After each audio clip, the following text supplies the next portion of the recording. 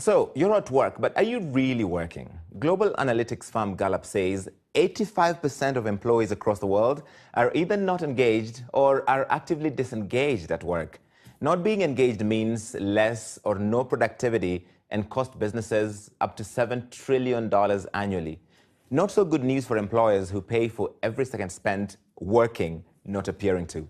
The Gallup report goes on to suggest that employees are not engaged because of mismanagement, and that when performance management is done right, businesses experience up to 21% more profits. Food for thought, right?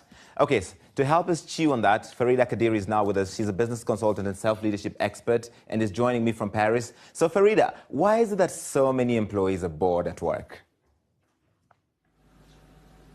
I will say that the main reason why employees are bored in work is because they choose their job not for the right reason.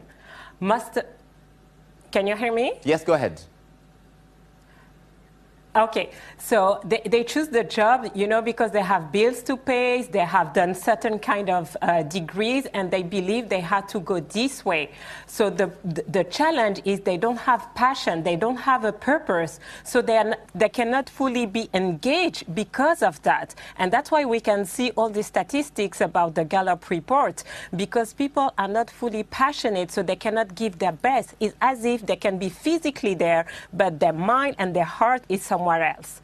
So for companies, for executives, it's really, especially when they are in the recruitment phase, to understand the true motivation so that they're sure that they're attracting yet the right talent, but also the people who are bringing value, a real contribution to the company.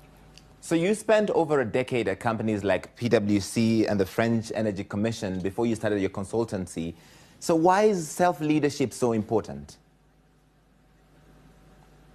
Self-leadership for me, it's really key, because most of the time people think about leading other people. They're going to lead their team, they're going to lead an organization, they're going to lead a country, but they don't know how to lead themselves. And leadership, it's not about just having followers. Leadership, it's about building other leaders. But how can you build other leaders if you have not yet followed also yourself the path to self-leadership? So self-leadership, it's really about how you manage yourself. How you manage your soul, how you manage your emotion, how you manage your behaviors. And the more you go up in the ladder of the companies, you realize that the real challenge for executives and top CEOs, it's not about the skill set, but it's really about the attitude of people, the soft skills. Right. So we can always train someone with the skill set, but not on the attitude. So when you know how to master yourself, you become really a leader who inspires, you become a role model, someone who people want to follow. Okay. And that's what is going to make you very successful in the company. Really quickly, Farida, what are your tips for using your personality to drive performance and productivity at the workplace? So I will say the number one tips, it's really make a decision. Make a decision to be excellent. We tend to compare ourselves to other people in the company. Try to be excellent just for the sake of being excellent. Just ask yourself how I can be more productive today compared to yesterday. And you're going to see really a change in your behavior. You're going to see a change in your thinking, because now you are thinking about productivity and not just showing up in the job.